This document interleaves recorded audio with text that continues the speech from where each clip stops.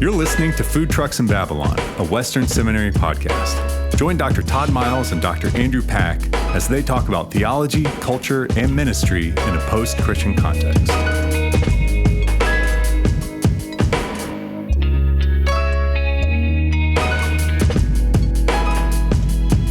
Hello.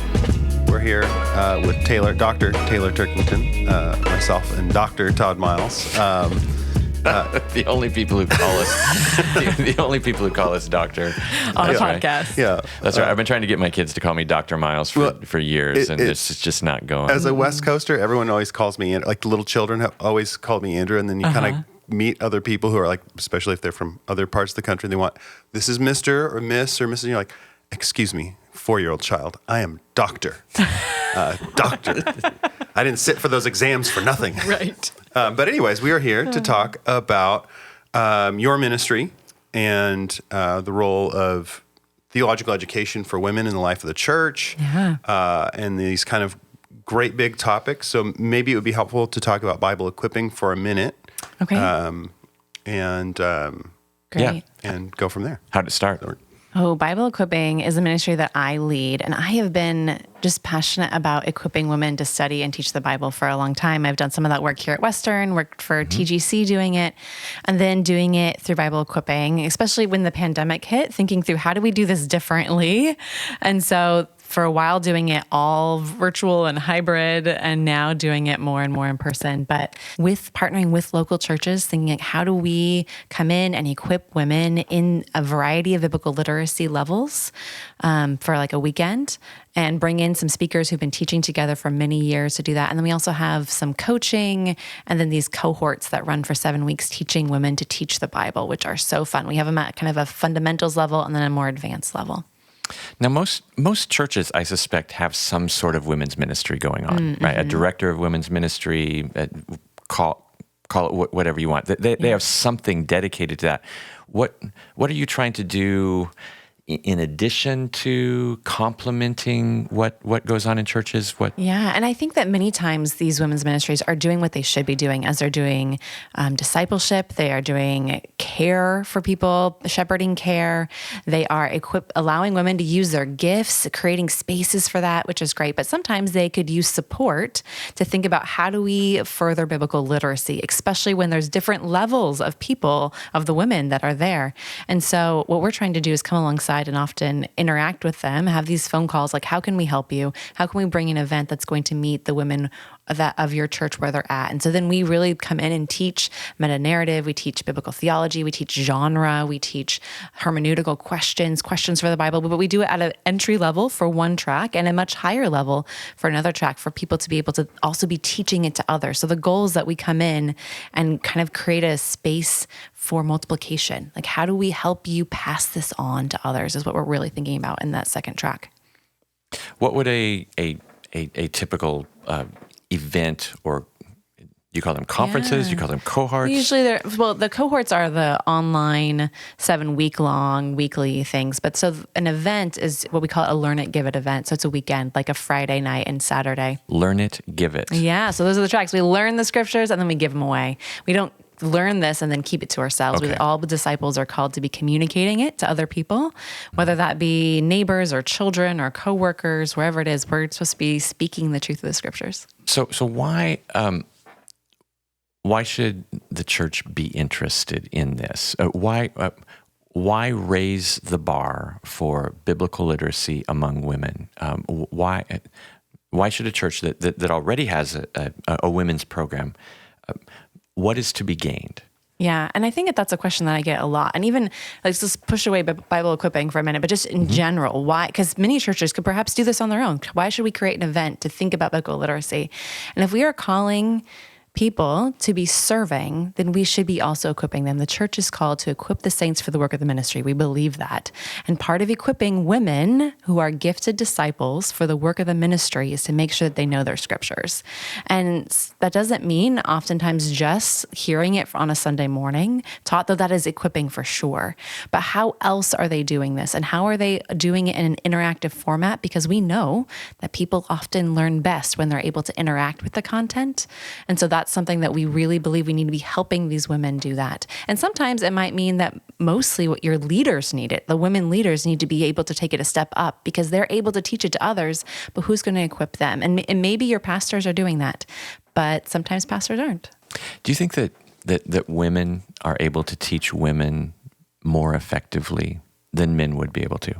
It's a great question. I think God has called men pastors to be teaching to women and to men. So I don't want to lower that when Sure. you stand up on a Sunday morning that you are called to be thinking about the women in your pews and not being like, oh, some other women are going to be teaching to them. So Okay, and let's come back to that. yeah, we'll come back. too. So Good. I just want to nuance this, Yeah. but yes, at the same time, I do believe that God has gifted his disciples and including women with teaching gifts, and that many of those women are gifted to teach these other women and to be thinking about specifically how do we bring application to the lives of these women? Because when we are communicating the scriptures, we are bringing it all the way down to the place of application and change and transformation, because otherwise we're not doing it as Christians, right?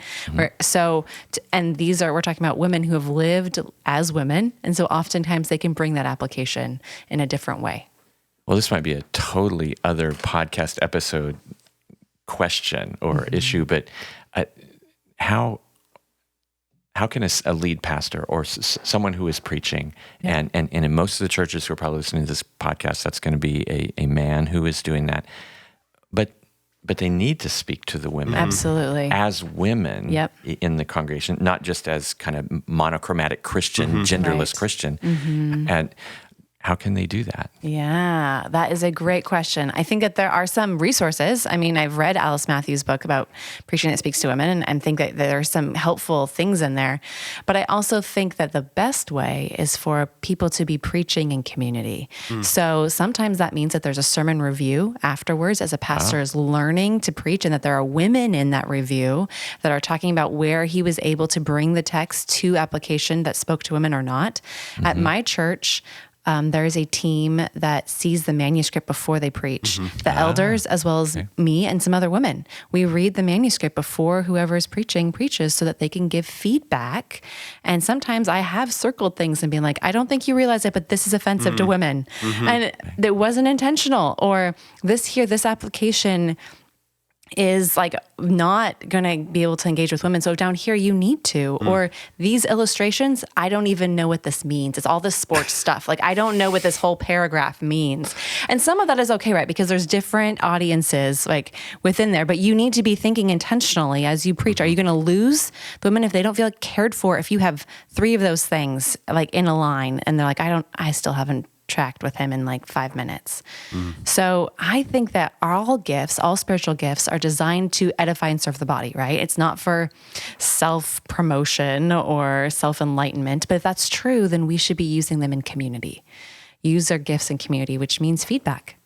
Yeah, I've seen, I won't name him, but one very influential preacher actually reads the manuscript out loud to a group that's at least half women and just takes feedback and critique on the spot. And you're like, wow, you're being a grown-up here, being able to be critiqued in front of everybody, but for the love of the whole church. Right. And this is before This the is Saturday sermon night. delivery. This is Saturday night in his office. And that means I would have to have a sermon done Yes. before Saturday night. By Thursdays at our church. Good Ouch. grief. Yeah, I'm That's horrible. It's probably worth it, but I had to send my sermon title in today. We're recording this on a Wednesday, and I'm thinking, I'm kind of binding myself now to preach what I just gave a title for this sermon. what I do when I've screwed up there, I say, well, I told them it was going to be this, but what I'd really like to preach is this. Okay, so you just own it. I just own it. You just own it. Okay. And then Very preach good. what I wanted to preach. Well, hopefully what God wanted me to preach. But So we were chatting before this, the idea of equipping women, and you said that a question that you get often is from men is when it comes to this ministry of yours is, but what if we out-educate the women? What if the women become more biblically literate than the men? And they're asking that. Are they asking that from fear? Are they asking that from insecurity? What? I don't want to project motivation, but I think that they have a sincere concern that this will disrupt households or hurt relationships if women are more biblically literate than their husband, or just maybe even just women, maybe single women, are more biblically literate than the men that are in the church. And I think that is a broken understanding of complementarianism. Like, we don't believe that men and women are different and that one holds some authority positions, roles, like an elder, or in a marriage that a husband has a different role than a wife. We don't believe that because women have lower brains or that they should know less. And withholding education is not... Or that they are more susceptible to being deceived, perhaps. Not the right interpretation of 1 Timothy 2? Yeah. Okay. So withholding education has never been a healthy way to move into discipleship. That's never been discipleship. And that's been done for racism, as well as now talking about sexism. Like, how do we withhold education to control people? That's not what we think about. We don't control people by allowing or withholding information. Yeah. We want to equip people. And if that's true, if these things that we're teaching are true and healthy, and it's healthy to be a woman who's made in the image of God, then we should allow her to know as much as she can about her God. And that's going to make her more like Jesus if we use our knowledge for transformation. And so sometimes when I talk to pastors and they ask me those questions, what if the women know more than the men? Then we talk about, okay, well, how can we equip men too? Like, that's good. Let's do that. But also let's think through maybe some of our concerns. Are we concerned that additional knowledge makes a woman rebellious? I think that's a broken assumption. Or additional knowledge makes a woman less like Jesus. I think that's also a broken assumption. Yeah, that strikes me as an odd thing that... Now, we know that knowledge can puff up, for sure, but we're transformed through the power of the Holy Spirit, who uses the Word of God powerfully in our lives, and that Word of God contains truths that need to be understood, and it would be a weird thing to say the exact opposite of that, that as an aid to your sanctification, we're going to withhold God's word from you. Yeah. That sounds almost unbiblical, medieval, a very strange thing. And I want to go back and reiterate something that you said earlier, that you don't maintain complementarianism in the church by keeping biblical literacy among women at a low level. Yes. That's not what you do. It's not what you do. And I'm speaking as someone who's convictionally complementarian. That's not going to last long. It's on a totally bogus foundation if that's how you're going to go about doing it. I've heard just wrong. I mean, you just hear all kinds of crazy things. Teach the men so they can teach their wives. And you're like, show me that. Give me that in the Bible. Show me that in the Scripture. And maybe you could speak to this a little bit. I mean, when I too am a Western Seminary alum. When I got here and I really dug into hermeneutics, I was like, I think everybody needs this. This is what everybody needs. Yes. And maybe you've spoken to this a little bit, but how, when you're thinking through these things, how does that, or is there any difference in the way that you would teach women these great, meta-narrative and I just think if everybody had these things, these tools in their tool belt, we'd all be better off. Yeah. Is there anything that's specific to the way that you help women understand these things? I don't think that I'm teaching it necessarily in a specifically gendered way when I'm teaching Bible interpretation, but we are creating a safe place that sometimes I think that lowers guards when there's just women in the room, and when they're having discussions and they're studying and failing, because that happens when we learn, like that is a place where people are able to do that, and as well as thinking through how does this apply, which is where we're taking all the way to application, that there's an ability for those women to be able to talk about it in a different way. And I think that even as I've talked to pastors, one of the other things that they have said is, well, we're nervous that women will learn a little bit and then run off and do these own ministries, and they kind of have a sideline alongside the church doing their own thing. And I think that what we've wanted to encourage them is like, well, then train up the women that you see. And so if you think that some of these women are not going to want to stay in line with the doctrine of the church, then be raising up the women that you think will be staying in line, and they further equip them. So because women have gifts of leadership and teaching, and so let's just equip the ones that you think will teach good doctrine and leading and shepherding in a healthy manner. because we should want to be helping all disciples use the gifts that God has given them in the power of the Spirit. And that's a good thing. Well, I think there's something really important that you said and that was sort of embedded in there. And some of that has to do probably with doctrinal alignment with the church, but also like character that I think we've kind of misplaced in the modern American church, at least. Like, oh, this person has gifts, therefore they should be a leader. And you're like, well, perhaps we don't want to waste them. And I think sometimes we miss like, this person is really godly and really, a wonderful, wonderful person who loves Jesus. How do we help them do what they do with that more? How do we equip those saints for the work of the ministry? Right. Yeah, absolutely. How do we do this in a way that is continually helping in spiritual formation? Right? Yeah, so that's right. That we are doing that as well alongside of the equipping of the gifts. And right now, a group of women are studying Habakkuk at my church, and I love it. And they are asking all kinds of great questions about like, is this before or after Daniel, and where does this fit on the timeline, and can I really say these things to God? And it's been really good. And I think it's equipping women to know like, hey, you can handle the minor prophets and you can communicate them to other people, and we can dig into some of this stuff together. Now, why would women at your church be interested in Habakkuk? Do they just come to this independently of any influence that someone might have had? I think that they are very kind to love me and be supportive. And so my book, Trembling Faith on Habakkuk, they're like, ooh, let's do that. Okay, excellent. Is that awkward for you? Like if they're in the book as you're interacting with them? I do get texts sometimes from them about like the different parts that they're reading, and I'm like, oh yeah, glad you like that part. But it is but it's been really fun to lead a small group on Habakkuk. Yeah. I mean, I've done it before, but I haven't done it since I wrote the book. Yeah. And so just to sit with women who have never studied it before and to just talk about it, it's been so fun.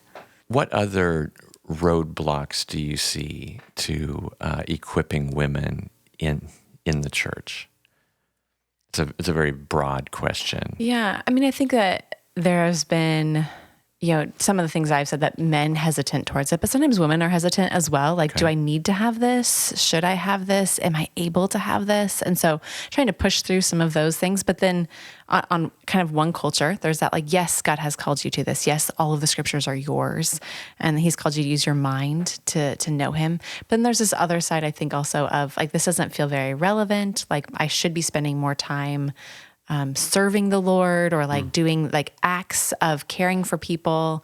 And why should I study? I have a busy life. This kind of like cerebral work doesn't feel like it's actually important in the big part of the world. And so I think that's another thing that I've pushed against, of saying, no, you are called to know the scriptures as well as doing these things to serve the Lord. How has this been received?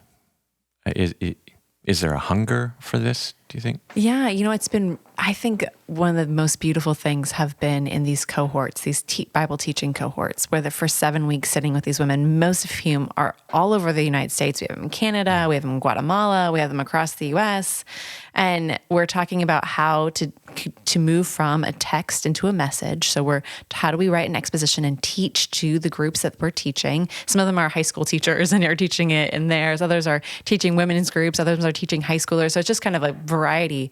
But like watching over the 7 weeks of these women who are working hard, already laboring in their churches or in their nonprofit organizations, and then seeing how they can do it with their sisters and how we can all grow, because we never stop growing in our teaching. Like we always have more to grow. I have not arrived, but it's so beautiful to see the hunger of doing it with other women and the joy that comes out on the other end of like, look how we've grown together. Look what we can, how we can do this better now for service of others and for our God. If you were going to talk to the husbands out there and say their wives want to go to a Bible equipping workshop, what would you say to them in terms of like if they're hesitant at all? Well, I mean, I think I would encourage them that this is going to be one of the best things for their wife. At the end of the day, their wife's relationship with God is the most important thing. And so how do we encourage her to know and love her God better? And that it's going to be the healthiest and the best part of her life. And knowing the scriptures better is going to help her do that. And so cover that childcare and make it easy, make sure she sleeps well, all those things. And as she serves you, which I hope she does as well, so that you can spend time with the Lord, you can grow in your faith. So you serve her. And so she can do the same so that because we follow the same God and we are equal heirs to the kingdom together. And so we walk together so that we can serve and love Jesus. Yeah, it strikes me that we're not in a zero-sum game when it comes to such things. It might be zero-sum in terms of time, right? Mm-hmm. That you do need to give up some time.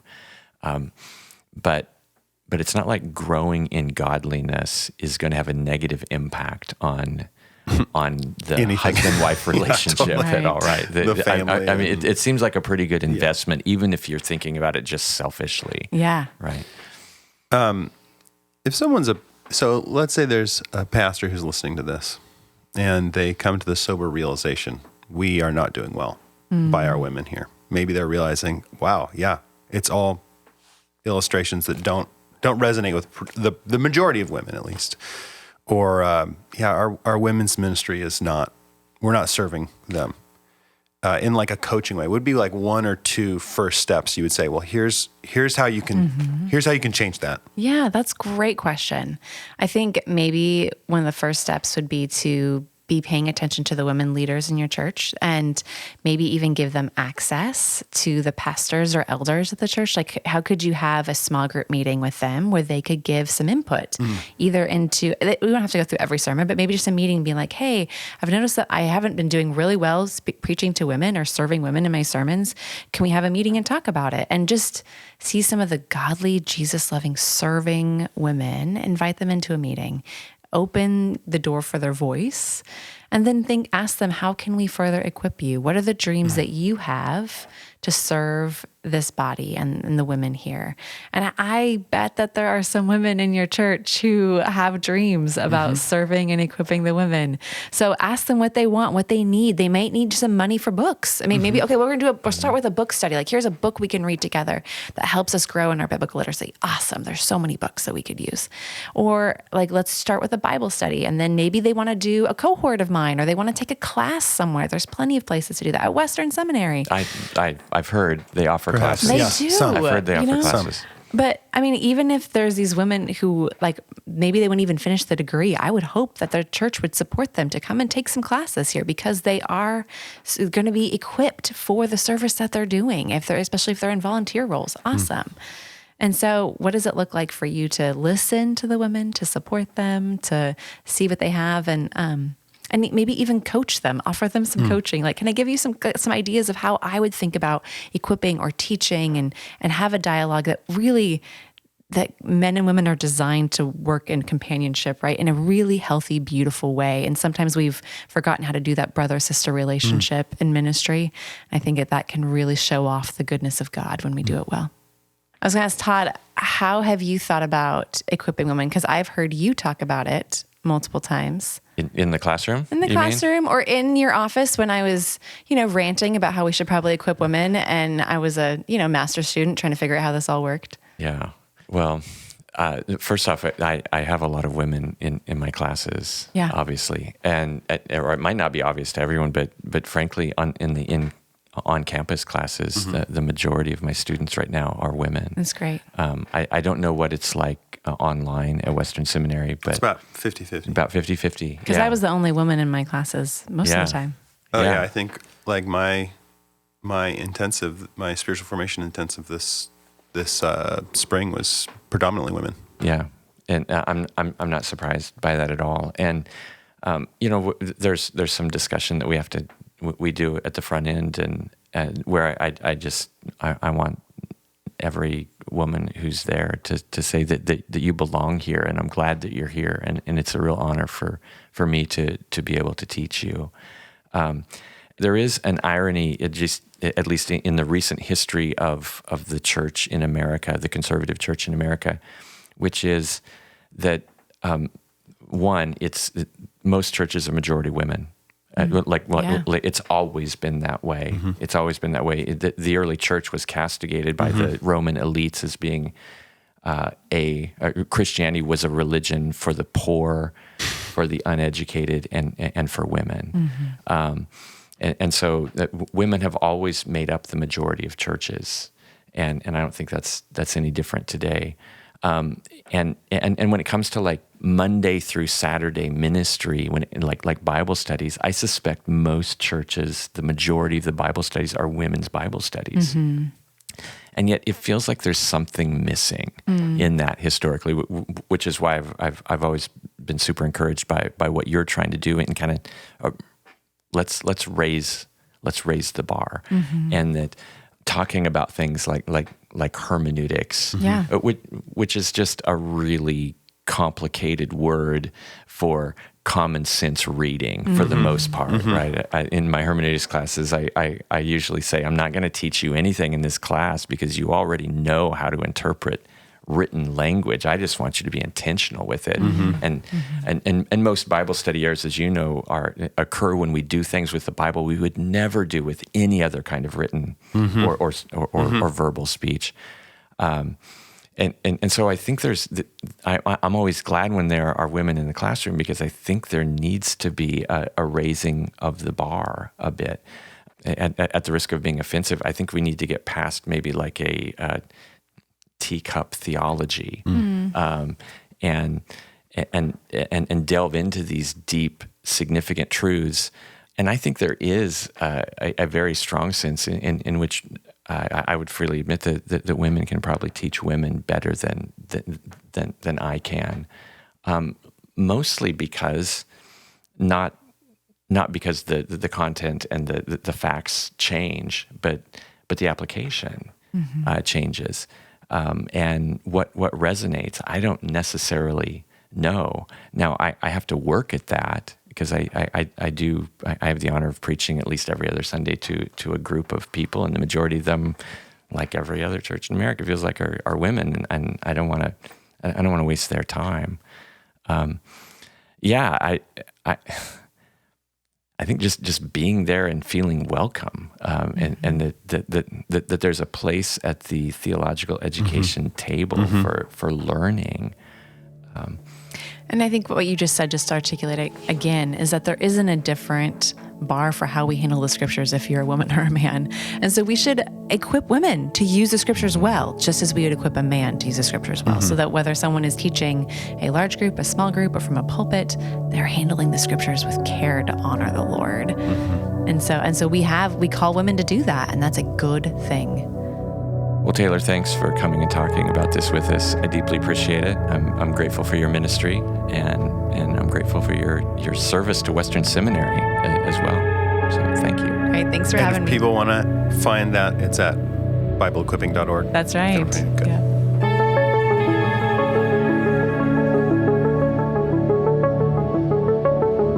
You've been listening to Food Trucks in Babylon, a Western Seminary podcast. Music is provided by Cortland Urbano. If you want more information on Western Seminary, please go to westernseminary.edu.